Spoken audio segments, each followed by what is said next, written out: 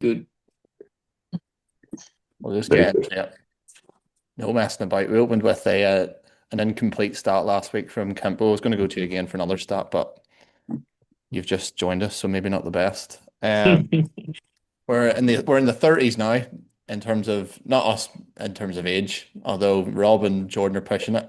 Calma, calma. 30s in terms Next of year. the episodes we've done. I think we're 31. And thankfully we had inspiration off the back of the last episode when Rob was saying how it might be quite interesting to compare first in the FedEx Cup to 100th and how those seasons look differently in terms of stats and finishes. We're also going to throw a 50th in there as well, just as like a median benchmark, because it's easy to focus on the likes of your Tommy Fleetwood or Rory or but if you're finishing 50th or 100th, you're still doing pretty well. If you're finishing 50th, though, I think maybe people don't appreciate just how good you have to be to finish 50th, even on the PGA Tour. But I was gonna say we'll start with where we all are, but we're all in Edinburgh, I believe. We are. We are. We are. Jordan, you're heading down south again tomorrow, or where are you going? I'm going up north to Edinburgh. Edinburgh. I'm going up north to Aberdeen. I say up north to Edinburgh, you're going to Kempo side of Edinburgh there. Yeah. Up to Aberdeen, what are you playing there? Two Tartan Tour events back to back. 7 days of golf in a row. Can't beat it. Wow. Yeah. Looking forward to it. Actually swinging it a lot better now, which is great. And I'm on my seventh putter of the year. Um, yes, let's maybe just linger on that point for a second. 7 point. You've been enjoying going to a certain retailer in Edinburgh to try out different Yeah, but I actually putters. bought this one. I actually bought outright, which is not like me to do that. I always look for a bargain. But I'm now convinced that I will have this one for at least 3 months. What was it like? Perfect number. What was it like breaking your lab virginity, John? Um, it was good fun. I had a couple good results with it, but I didn't win. So yeah, The search continues. big room for improvement. We could do a But YouTube series on like Jordan finding a putter. I mean, we could probably do a Would podcast be it series would on be that. about 8 episodes. Yeah. Well, it'll be 7 episodes so far. Um, yeah, I've just decided just to putt badly with my current putter. That's what I've decided to do. I was You just change grip every single putt at the moment. and honestly, I mean, I putted very well the front nine last week, and then the back nine Kempo saw up close. I was on the 16th, par five. Probably to be fair, probably the first putt was maybe 60 feet away, and I hit it to about. You say it was 2 feet. I'm saying three, so somewhere in the middle, 2.5 feet. I was braking a lot, and as soon as I hit it, it went left, and I think I'd honestly had 5 feet coming back. you made So that one. I made that one, thankfully, but I went left hand low for the one I missed, and then went conventional for the one on the way back. Just settle the nerves. So yeah, maybe need to work on a putting grip first before I get a new putter. I think we should get an episode with a psychologist. Yeah, Would be Yeah. great. oh, that would be great. Thank you. That can be our next guest. Um, but yeah, and then I finished double to 17th. I was a couple under par, going through 11 holes, couple three putts, and then doubled 17 to go to two over, and then hold a 40 foot in the last for eagle, 6-2 finish. Thanks for coming. So that was good. And yeah, and Kempo came, well, at that stage I was first, Kempo was second, which didn't please me in the slightest actually. I barely reacted. Apparently there was fist bumps flying around everywhere, wasn't there? Uh, we have to preface Ethan is the most competitive man on the planet. Yeah. Well, I thought level par, I kind of knew, I knew either Kempo or Robbie in the team would probably beat me, and then I forgot Greg was playing as well. And of course, I ended up third, Robbie first, Greg second, and Kempo fourth. So but yes, onwards and upwards. Got a couple of tournaments coming up for all of us. So, and Rob, you had an issue with your neck last week. What happened there? Yeah, I just woke up on the Thursday morning with a crink in the neck, left side of the neck, still not over it yet. I couldn't turn my head to the left, so you can make a backswing. So I had to like kind of my head. I got to the range, and because it was the Swiss Challenge, I was like, okay, I'll try and play anyways and figure out something. It might just be like a one day you wake up with it, and the next day it's fine. So I tried to swing with, the boy that won the Austrian Open there. He swings and he looks at the ball in the backswing. Yeah. Well, in my backswing, I had to follow my turn because I couldn't obviously turn my body and my neck would be stuck. So I had to follow my backswing and then hit the shot like that with my neck following my turn.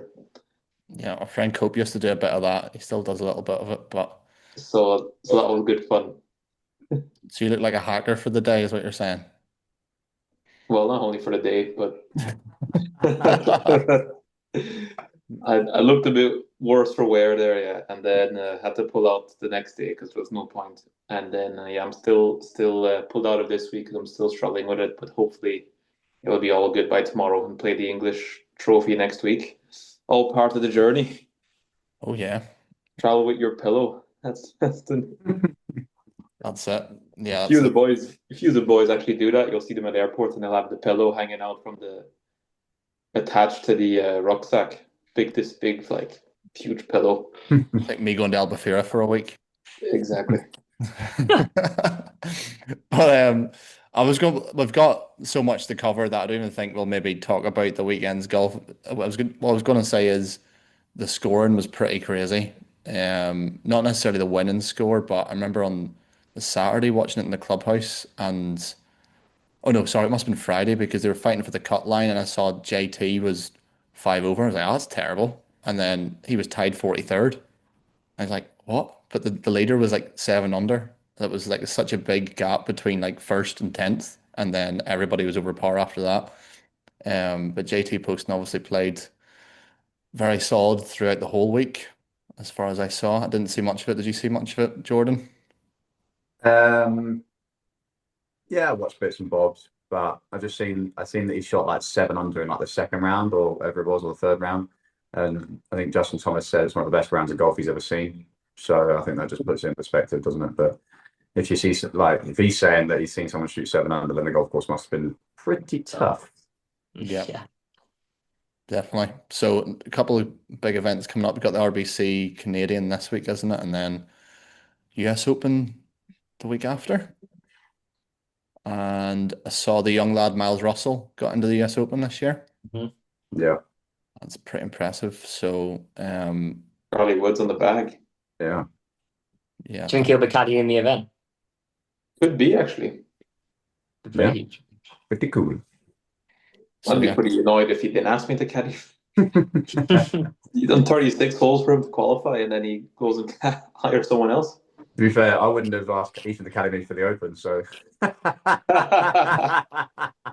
Yeah, I mean, I would have been understood it because you're pro and you're playing for money, but at the same time, I've played Portrush a million times, and yeah, that would have been good. But sure, always this year, next year, not Portrush obviously, but St Andrews will be good next year, so maybe just time it for them.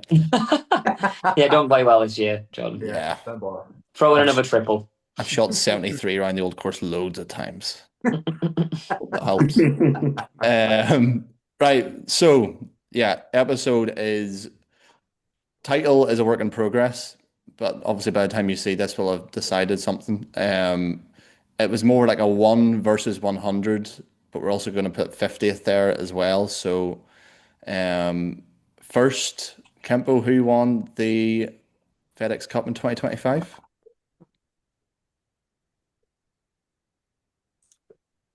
Good to see you've looked at the notes. That's outrageous from you. That is unbelievable. That's awful. I finished work 40 minutes ago. He's from your neck of the woods. His He did name win rhymes the with FedEx Cup, Wammy didn't Wheatwood. Scheffler. Tommy Fleetwood. Tommy Fleetwood, Do yeah. you know what? I would not have guessed that either. That's crazy. It's actually really bad. That was really bad. Yeah. He does Well, he does a golf podcast, by the way. You can just leave the meeting now if you want. And then in 50th, I've just said before we start recording that he's maybe not well known to many casual golf viewers, but Jonathan Vegas. BG Tips advert. That's Johnny Vegas. So yeah, he finished 50th, and then 100th. There was a bit of, I don't know where I thought was Carl Phillips initially. I saw it on some website, but it was actually Taylor Moore who came 100th. So we talked last Murr. week. Taylor Moore. I wouldn't be calling his dad, telling him that. It's the Murr. Murr. Taylor Moore. Taylor Moore. Yeah. He was a gift at the nativity. No, we'll after that. Uh, Oh, God. So yeah, we're talking about we're saying, oh, it's such a small difference between those who are winning, the likes of a Tommy Fleetwood, and those who aren't necessarily. So we're just going to make sure that we were actually talking sense the last podcast, basically. So yeah, maybe we should start with, I know Rob's got a few things prepared as well, but I just want to talk about the scoring average. Obviously, we know where they finished in the order of merit, but in terms of the scoring average, Tommy Fleetwood was third overall, with a scoring average of 69.36. And I'll maybe go to Jordan to explain.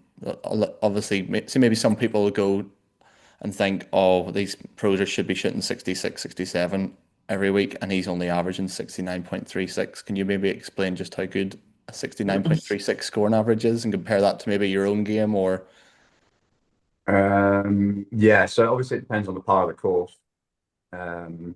So sometimes scoring average can be a bit skew because if you miss a couple of events that, like, for example, are par 72 and you play all the par 71s or the par 70s, then it'd be better to look maybe at his average to par, which would probably be a better indication. Not that I did that and had anything prepared for that, but yeah, anything for the PGA Tour pros, if you're under 70, like, you are unbelievable at golf. Yeah. It means you're averaging in the 60s, no matter what the conditions, no matter how hard the course is. You might have some weeks where you don't break 70. Like, for example, there'll be guys that didn't break 70 at the Memorial this week, but then there'll be weeks where you should no more than 67. But that's on average. You can imagine the average amateur probably has like a blow up round every now and again. Probably, like, for example, has never shot in the 80s in like 6 years and shoots like an 81. That will really ruin their scoring average. Oh yeah, that was me. But then they'll come back and shoot like a few 62s or a couple of 61s or whatever during the year. Will we? That's not me. You got the wrong guy. But Rob, in terms of like, what was your scoring average? I suppose you didn't get a full season last year, but what do you know off the top of your head what your scoring average is at the moment? No, I wouldn't know. But anything, I think no matter what level you're on, you're kind of aiming for about 69 is kind of your aim. That would be kind of same. Just because the courses get tougher and tougher, the average score kind of stays the same of what you need to kind of be at the top. So it's always like 69 is about the scoring average you need to be pretty much at the top at the end of the year on any tour.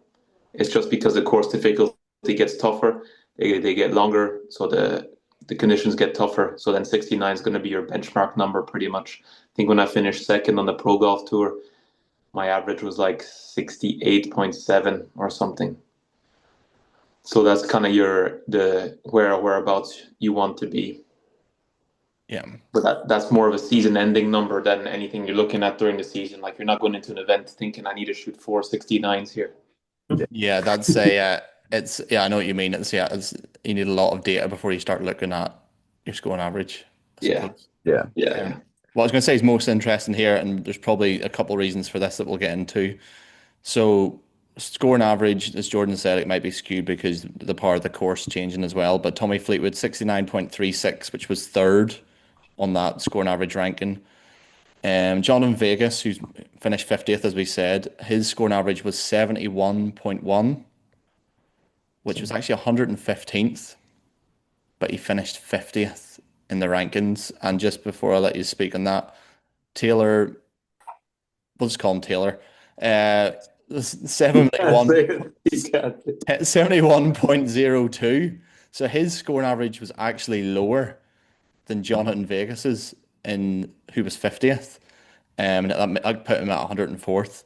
So, but I mean, 71.1, 71.02, that's a pretty negligible difference. It was only 11 places difference. But um, could you explain, Rob, maybe why, even though Jonathan Vegas finished 50th on the PGA Tour order of merit rankings, that he actually finished 115th for his scoring average? Some people might think that doesn't make sense. Yeah, so basically the points are so heavily weighted at the top on the PGA Tour that it's not only about your scoring average, but it's also about how good are your good weeks. That's a huge part of the whole process because you can have a Or great when you have your good week. or when do you have your good week. But Yeah. it also could mean that Johnny Vegas might have played on tougher courses than Taylor Moore. Taylor Moore might have played a few more events where the winning scores was like 25, 30 under.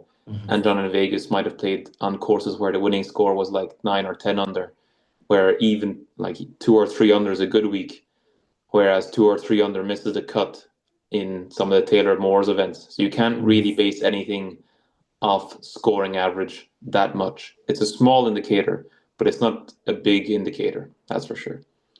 So it's kind of like if Jonathan Vegas had shot a 71 around Memorial rather than Taylor Moore in the Barracuda, for example. Exactly. If you shot 4, so if Johnny Vegas had shot his average score around Memorial, he would have finished maybe like 10th or 11th, but he would have missed a cut in maybe 9 or 10 events. Yeah. Around the year. So you really gotta take the scoring average with a pinch of salt. Yeah. The better one to look at was kind of the strokes gained total. That was the better one. Had a quick look at that. I'll see if I can pull it up. I've got just while you're looking at the strokes gained in general. So strokes gained total, I've got it here. So Tommy Fleetwood, unsurprisingly, finished second in the strokes gained total rankings. He was plus 1.63 on average, which is insane. So against his counterparts in tour, he was over a shot and a half better per round. Who was number one? Who do you think? 2025. Scheffler. Yeah. Well, hey. Well, hey. You learned something today. Yes. Strangely, not strangely, just a bit of a coincidence, but Jonathan Vegas, who was 50th, as we said, was 0.00. So he was tour average for strokes gained for the year, which put him 117th. And then Taylor was 0.14. So he was 94th. And just before you go into that, I'll just kind of set the scene for you, Rob. So obviously we just said the scoring average, yes, might change slightly, but it was basically the same between Jonathan Vegas and Taylor, was their scoring average, and their strokes gained is virtually the same, and they finished 50 places different. Yeah. So Vegas and Moore finished. So actually, Vegas finished 117th. Yeah, so 20 spots behind Moore in the strokes gained total stats, but he finished 50 spots ahead of him. And I was looking at how did he do that? Well, as we know in sport, I had a good look. Vegas played actually quite terribly all year, to be fair. But he did 2 things that basically kept his card, which were he had 2 top 10s at key events, so events with where there was a lot of money. So you know how all these guys, they're not getting into all the guys that weren't in the top 50 basically weren't getting into the elevated events. So either you have to play consistently all season, right? Or you have to have a few big results in the smaller events, a few wins basically you have to win basically to keep your card in the smaller events, or you have to do really well at the bigger events where there were bigger fields. So there's a few events like that, like the Players, the Century Tournament of Champions, because that's got a lot of money, but it's not an elevated event, and the major championships. And Vegas finished, I think, 4th at the Century Tournament of Champions and 5th at the PGA Championship. And those are his only 2 top 10s. But his only 2 top 10s were at the 2 huge events. And that's basically how he how he kept his card. Massive. Yeah. Whereas Taylor Moore, he just did things, consistently, but he never did well in the big events. So he had probably the same season, if not better, as Vegas, but in the majors or in the big events where there was a lot of money, he didn't do anything special, and that's why he ended up 100 in the rankings. Yeah, I was going to maybe just go over those stats for each player. So, Tommy Fleetwood, we will probably not even concentrate. Well, I was going to say we'll probably not concentrate on as much, but it's more. I think it's more interesting actually the difference between 50th and 100th. But anyway, Tommy Fleetwood in 2025 played 19 events on the PGA Tour, made 18 out of 19 cuts, Wow. earned $18.5 million, which isn't bad. And then he won once, came second once, came third once, and in total had 7 top fives, 8 top tens, and 15 top 25s. So out of 19 events, he made 18 cuts, and 15 of those he finished in the top 25, Yeah.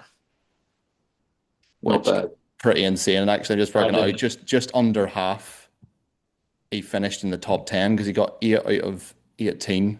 Yeah, 8 out of 19 he That's finished in the top incredible. 10. And Scheffler was still better than him strokes gained. Yeah. I Well, think what does that's that a come stroke. down to then? If the strokes gained, Rob, is slightly better, what could that come down to if Tommy's finishing ahead of him, even though Scotty statistically has hit the ball better than him all year?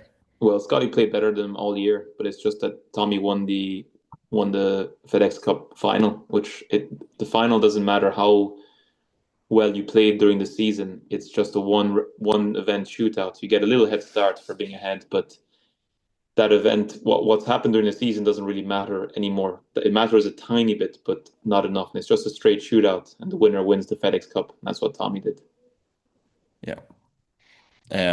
And then looking down the rankings, and I feel bad saying down the rankings because these guys have finished 50th and 100th on the best tour in the world. But Jonathan Vegas and Taylor Moore, or whatever you call them, both made the same number of cuts. They both made 15 cuts. Taylor actually played 27 events.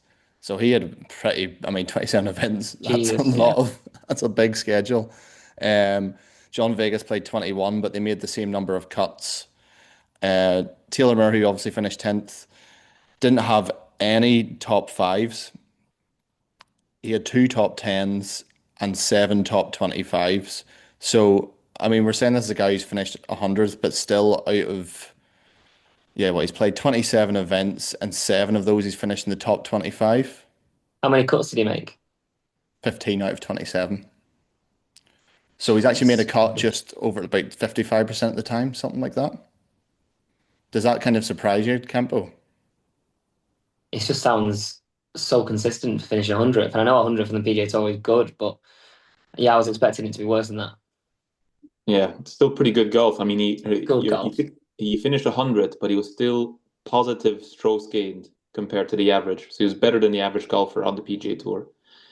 He still made how many top 25s, you said? How many top 20s? 7 top 25. So basically, when he made the cut, half the time he finished top 25.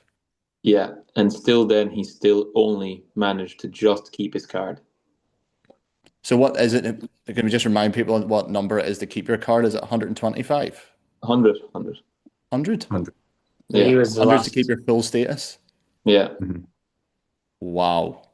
I He mean, was that. So going on so effectively, if you're going on the PGA Tour for your first season, well, obviously you can do it in different ways, but the way he did it, he made 7 top 25s, 15 cuts, and the last guy in kept his card.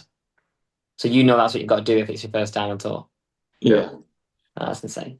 But it just shows as well that consistent golf doesn't necessarily pay off that much. Like I've got a few guys here, so everyone knows like this new kid on the block, Aldrich Podkeeter. Yeah. He played 20 events. He only made 7 cuts. So he wasn't very good. But of those 7 cuts, he had 3 top 10s and 1 win, and he finished 46th in the rankings. So he Wow. only makes what was it? Moore made 15 cuts. Podkeeter only made 7, but Podkeeter finished 46th, and Moore finished 100. Yeah, So Could you win on the BJ Tour once and miss cutting basically every other event, potentially nearly keep your cut, keep your card?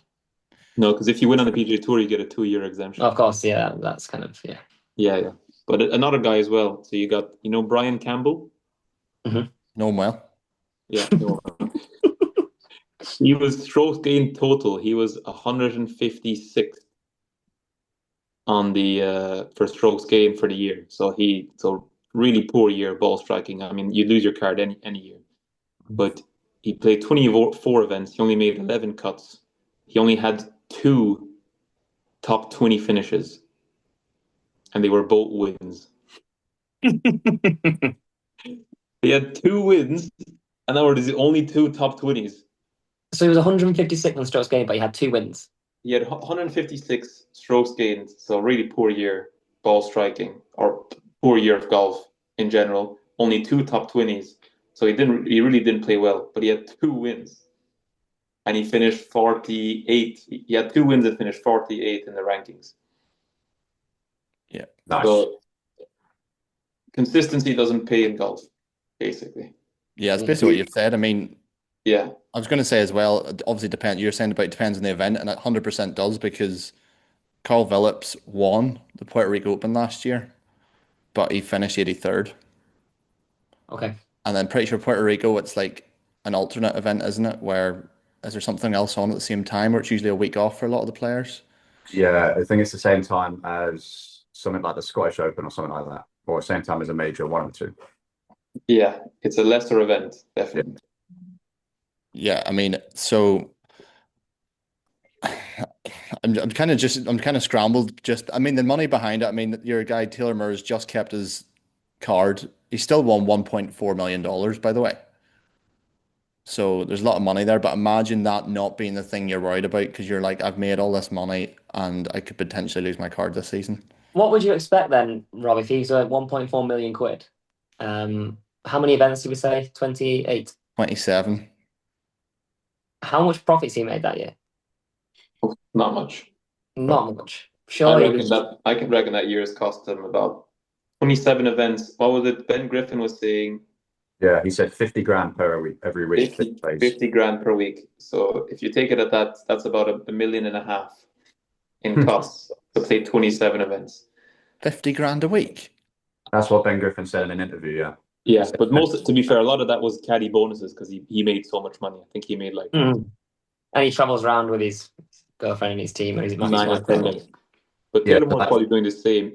I'd say Taylor Moore's probably spending about 800, 900 grand. Might not be eating as well as Ben Griffin as well, to be fair. Close to $1 million. So he's still making $500,000 a year profit, but I mean, yeah, the 1.4 is obviously it's not. People just think that's a crazy amount of money, but the amount of he's had to outlay.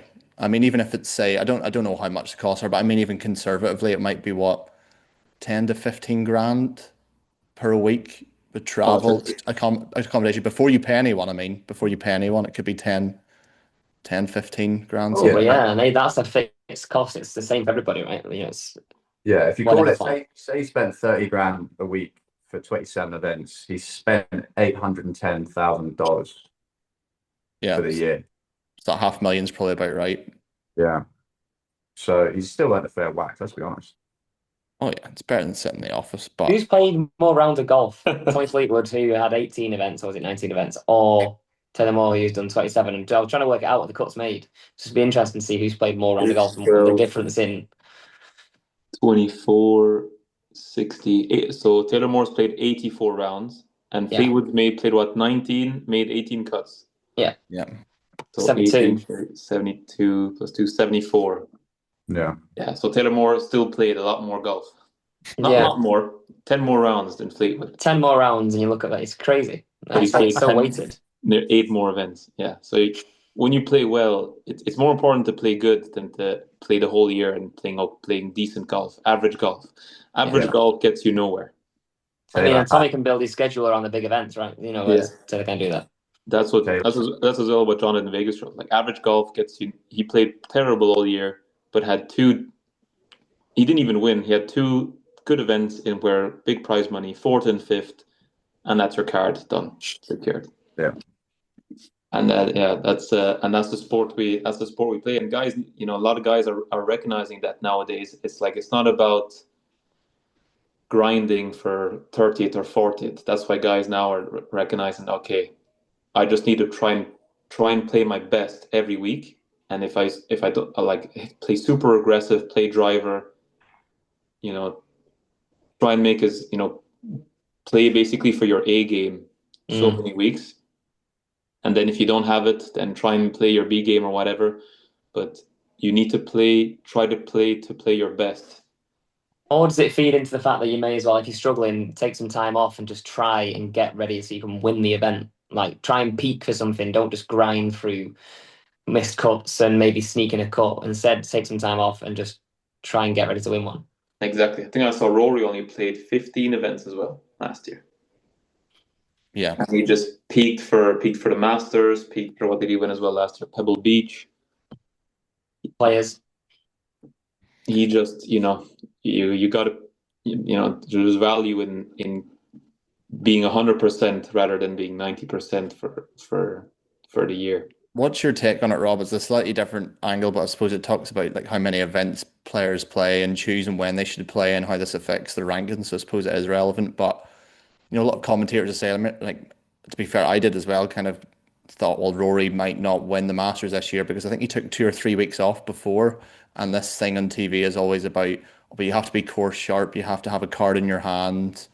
But do you think it's player dependent? Do you think some players need to play the week before an event so that they can peak for the week after, or some players just need to take time off? How do you make that decision? It's very player dependent, but most guys will want to play a week before. It's just that Rory's obviously his practice conditions at Jupiter are probably just as good as playing on the PGA Tour, so that helps. Being course sharp, as the commentators are saying, is basically playing to tough pin positions, firm greens, under pressure. But those guys are so comfortable under pressure that when they get to a PGA Tour event, there's not a big difference between. They know how to handle it already. So it's more if you're not really used to competition or competition of that level, then you play a bit more or you play the week before. Say if you're playing the US Open, you'd want to play the week before just to get through your routines, get through a week instead of getting to the US Open and you're kind of preparing newly to firm greens, tough pins. Yeah. But Rory and the top guys, they know all that. They're comfortable in all that, so they can, and he can just call the greenkeeper at Jupiter and be like, "Listen, can you put like the toughest pins on every hole for Friday, Wednesday, Thursday when I'm practicing? Cheers." Yeah, I guess that's what Tommy's done. He's built that Tommy Fleetwood Academy in Dubai, and he's set up, and he can dictate the grass and the conditions for each event he's going to go and play in. Yeah. And the bunkers, he's got different sands and from around the world and stuff. So I guess, like you say, he doesn't need to be on tour grinding away. He can literally just have a week off and prep that way. Yeah, because there's more to it than just obviously these players make a lot of money and Rory doesn't have to play all these events, which is true. But also Rory, like the likes of a Taylor Moore, obviously, anyway, he's in a different position. He's playing 27 events, trying to keep his card every year. But there's no value in him taking a week or two off because maybe he does need to get to that next level. He needs to get used to playing the tight pin positions with a card in his hand. Whereas a Rory and Tommy Fleetwood, it's much more about the prep than it is about the mindset. Yeah, and maybe he doesn't have that at home either. So he's probably better off going to the course, missing the cut, and using the facilities there before moving to the next week. But this is where experience is huge as well. So a lot of these guys have played all these courses before. They've played all the pin positions before. They've played all the different rough and the grass before. They've had success on all of that, so they know exactly what the recipe is for them. Whereas a Taylor Moore or even a Vegas, yeah, even though they've played a lot of the events, when the elevated events happened, they've now had to go to different locations that they might have not gone to in these lesser PGA Tour events and play in. There was a new event in Mexico, so you're playing in that. So your schedule's completely changed, and now you're nearly chasing points because you're already competing against the guys in the elevated event strategy.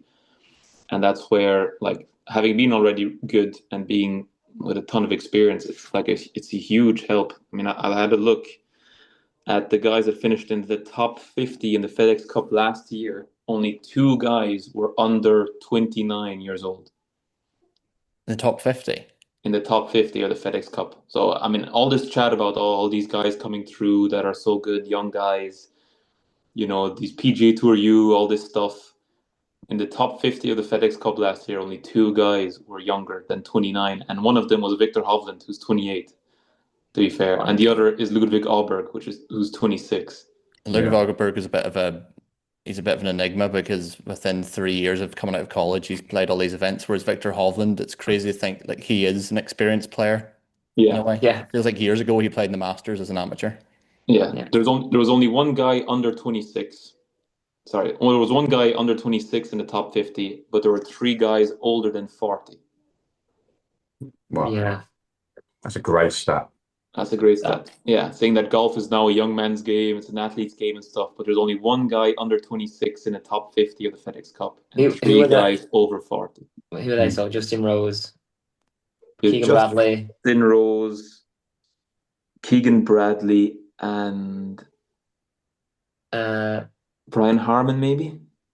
maybe Brian Harmon, or Jonathan Vegas in that 50. He's younger than 40. Is it he? could be But Right, who's Jonathan. who's your man? Big draws, puts with a broomstick. Adam Scott. No, well, it could be him. No, he's won a couple majors or a major. Yeah, but I know it's Moving actually on.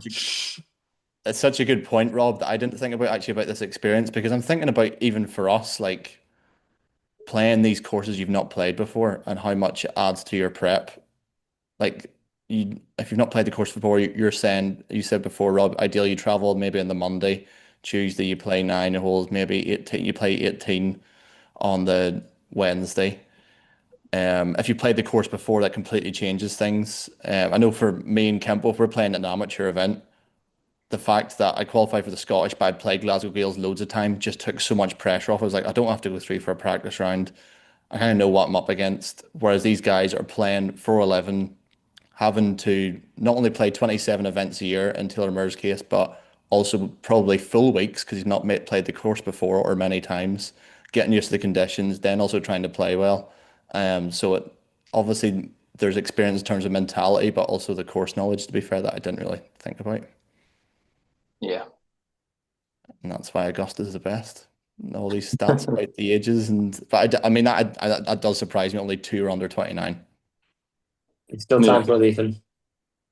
Still time, yeah, a couple of years. Some other stats as well that I kind of wanted, just out of curiosity, to see if it made logical sense looking at them. So you've got birdie or better percentage and also bogey avoidance. So I maybe do it as a question. Do you think there was a correlation between birdie or better percentage between where Tommy Fleetwood, John in Vegas, and Taylor Moore finished? So basically, how many times you're making birdie or better? Do you think that correlated finishing first, 50th, and 100th? I'd say probably not. I'd say they're probably Yes, fairly probably. similar. Yeah, probably not. Correct.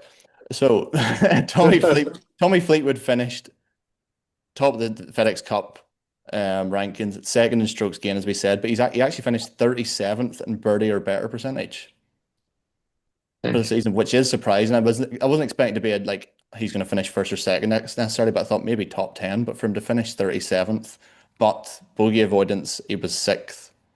Yeah. So he's just playing solid, which is true because obviously he had all these really good finishes, but only missed one cut. So I suppose it lines up. Jonathan Vegas, who finished 50th in the FedEx Cup, finished 140th in birdie or better percentage. Is that a bit surprising, Jordan? He's near No, the bottom-ish in terms if of you look birdies at or his better. scoring average, then it would suggest that he's played harder courses than what he could have. So probably not really. It all depends on your schedule, I think, when it comes to comparing stats like that with other players and things like that, apart from the generic ones. But ones where it's a bit course dependent, how long the course is, conditions and stuff like that, then you could get a really you could get a really hard course in great conditions, and then you could get a really easy course in tough conditions, and the scoring average would look the same, but actually the course is completely different.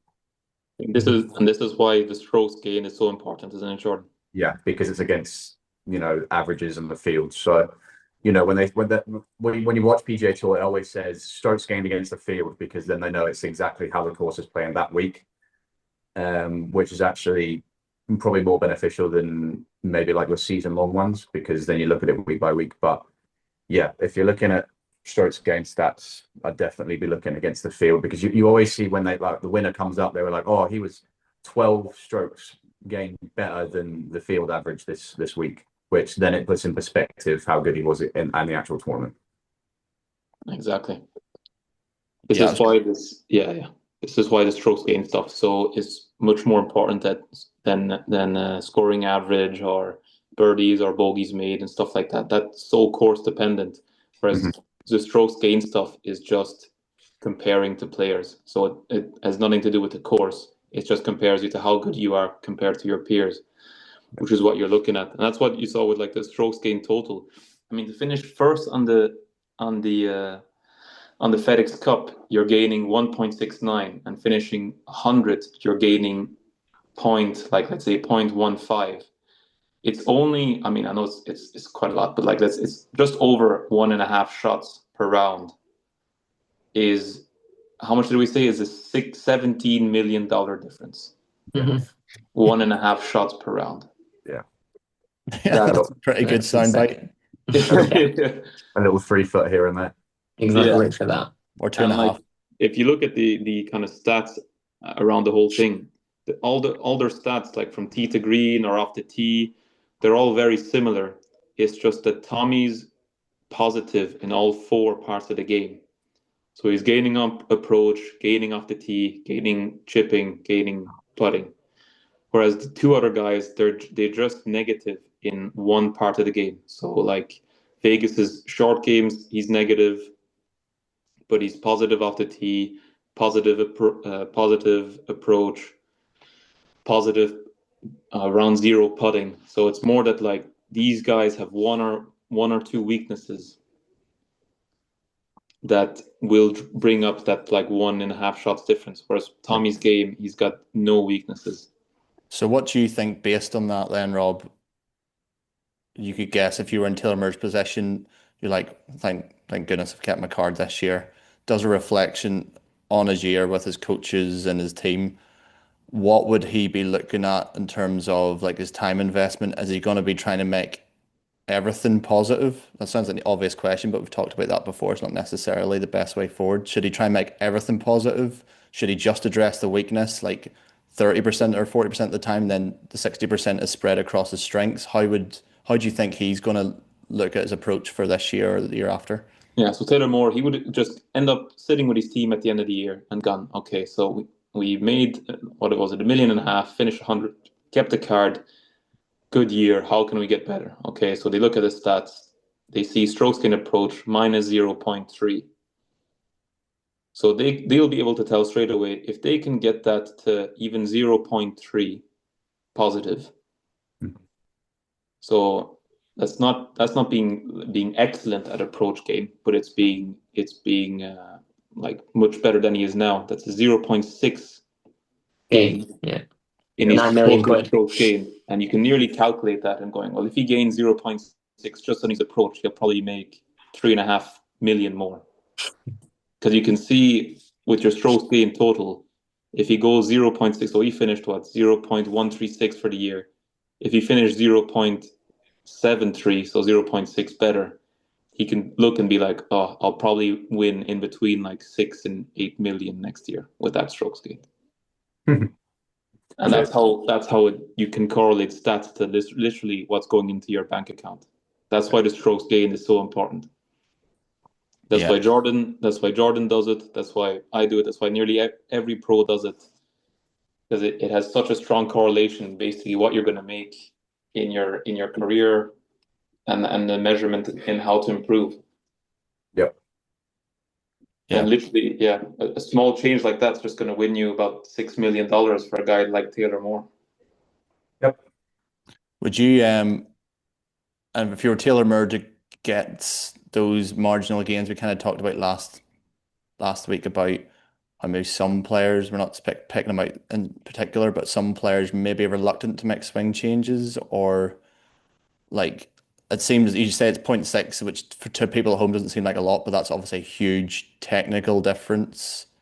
Like, is it worth trying it to do that to build a better technical game? Is it more shot shape, and what can he do to close that gap without sacrificing the PGA Tour card, essentially? Jordan, you can take this one because you're the one that's working hard on your game. Yeah, I mean, unless you are in a position where you feel like your swing is holding you back from hitting certain shots, then you should probably change your swing. If it's usually with these guys on the PGA Tour is they all swing it good. They all know what window the ball's going to come out, and it's usually either strategy or course management. So yeah, it's maybe looking at that. I would look at course management and strategy first before swing. If I know where the ball, what window the ball's going to come out of 99 times out of 100, you're going to hit bad shots. Don't get me wrong, but if you feel confident where as soon as you hit the ball, you're going to look up and see exactly where the ball's going to go or exactly what window your ball should be coming out of, then yeah, I would say that it's probably more a strategic thing, or sometimes it might be playing too safe.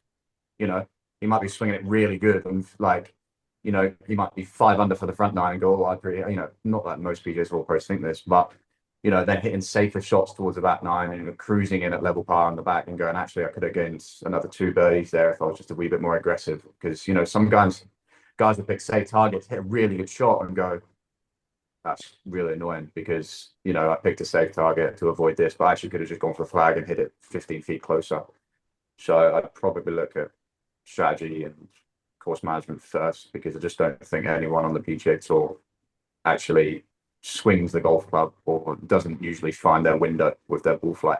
Yeah, and that's something that everybody can obviously improve on. It's crazy that a PGA Tour player, for different reasons, can improve on it. Because as you say, they could be consistently aiming 20 feet away and then they keep hitting their spot. And then there's like the wee light bulb moment goes, why did I not just try and aim maybe 10 feet away instead of 20 if I'm hitting it this good?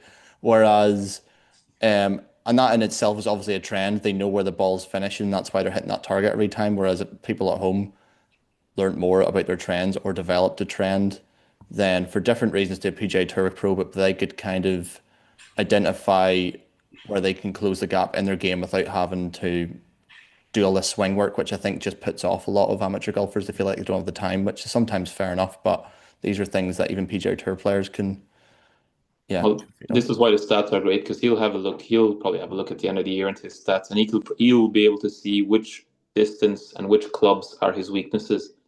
So sometimes it's through the board, but usually most of the time, I can speak from experience. It might be just like your 4 and 5 iron are really poor, and they're letting you down, and it's because you're losing. Maybe you might be losing most of all those shots on 4 iron and 5 iron, hitting it in too wide penalty areas, and it could be just like a little equipment change, little tweak, maybe using like a game improvement irons in 4 and 5 iron.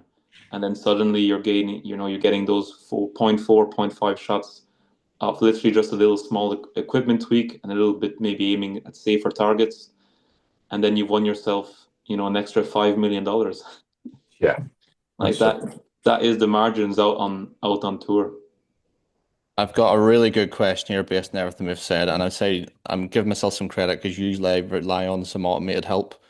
But my question is based on everything that we've said, and none of us have played in the PGA Tour, but Rob, you've played in the top tour.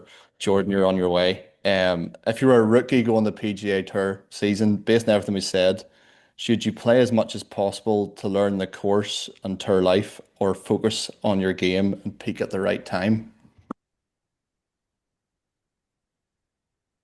Because we said Jonathan Vegas finished 50th in tour, only had 2 top 10s last year, and he made 15 cuts. And yeah, but he's been on tour a while, to be fair.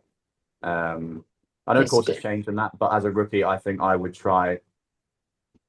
Obviously, everyone's different, but I would try and play as much as possible. Yeah, I agree with that. Because if you're a rookie, you've not secured your card for next year. Therefore, I'd see it as more as you need as many opportunities to gain points as you can. Because obviously golf's pretty fickle, right? So you can miss a cut for you can miss 5 cuts and then win, right? So, but it's obviously within reason, without not being fatigued and not burning yourself out. So you need to pick blocks and stuff. But I would try and play as much as possible just for the sake of opportunities, I think. I mean, I know that question wasn't really for me, but if I imagine if you were Ryan Moore and he was a rookie, and yeah, I don't know if he is or not, but if he was a rookie, how well placed he would now be going into his second season, that he's played 27, 28 events, and he's learned all life. Is Ryan And Moore still playing? Yeah, I was going I to think say Ryan Moore Ryan is Moore. still playing, but I think don't know where he finished the FedEx Cup though. I think Taylor Moore finished oh, is 100. it Taylor Moore? Ryan Moore could probably change his swing. Actually, to be fair, take that back. I've got his initials on my cap here, to be fair. I was about to say you're his biggest fan, Ethan, at the start of the Can't pod. even say his name.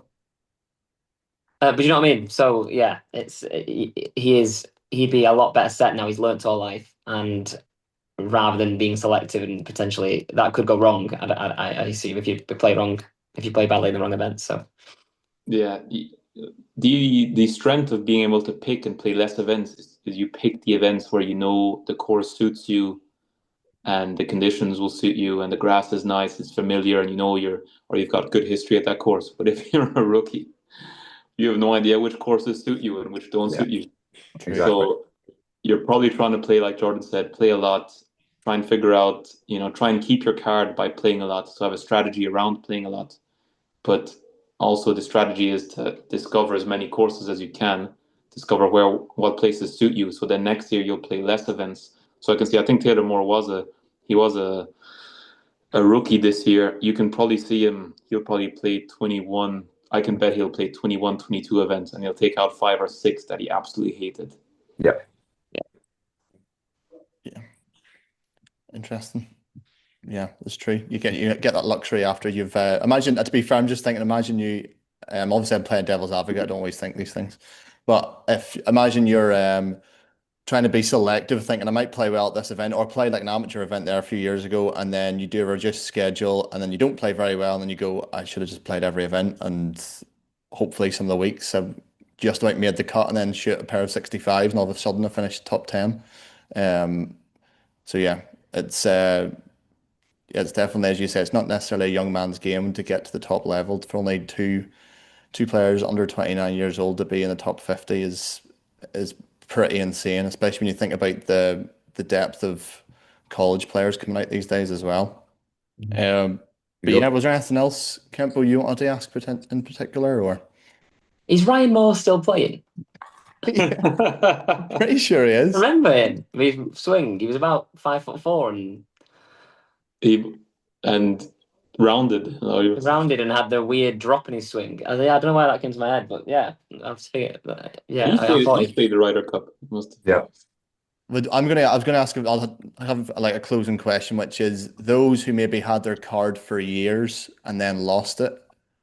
Do you think in general, is that because they lost their game or it was strategic problems? No idea. probably different for everybody. Yeah, it's got to be different for other people. I mean, I don't think so. Obviously, courses change, events change venues, but I think most of the guys that lose their cards, either the young guys that lose their card have just not played well enough, and the older guys are probably just getting a bit old. Yeah, is that a fair summary? And then, Rob? yeah, the older you get, the less you're going to play. And if you don't play well in those events, then you're not going to make money. The opportunity gets lower, fewer and fewer. Yeah. Well, I hope that was insightful. I learned a lot there, and that the importance of timing is what I took away from all of it. I remember when I caddied for Away we go. Billy Gill a few years ago in those multiple DP World Tour events. We were chatting away, and I was like, "Yeah, I know, obviously know a lot of good players," and they talk about peaking at the right times. And he said, "Yeah, you might play well for 2 or 3 months. 3 of those weeks you're playing your best golf, and you just have to win." And he says, "You're not going to have your game all the time, but when you do have your game, you have to make sure you get a result." And that just seems through the ranks now to look at PJ Tour as well, that when you've got it, even on a weekly basis or 2 weeks for like John Vegas, for example, yeah, he's been around a while, but to finish 50th is pretty good. And he's only had two top tens in there. So top fives actually they were, as Rob said, in two big events. So the importance of timing and just locking in the right times is obviously extremely important. So hopefully everybody learned something there. I definitely did, and yeah, follow us on social media. I did quite well the clips this week. Didn't get as much hate on the five handicap stuff as I thought we would. Just a couple of rogue comments, which is to be expected. I think someone that wasn't too happy that Rob said you would never make par, but you also never make par. It'd always be a bogey or double, but then somehow the average score would be 84, 85. Hmm. Then I tried to explain that's the average shot. I think you said the 5 iron in hand's a bit different to an average shot with a pitching wedge in your hand. Yeah. Yeah. So, yeah, thanks for listening. We'll work out what we're doing next week, something maybe along the same lines, or a guest if we can get them on. And yep, see you in the next one. See ya. Cheers.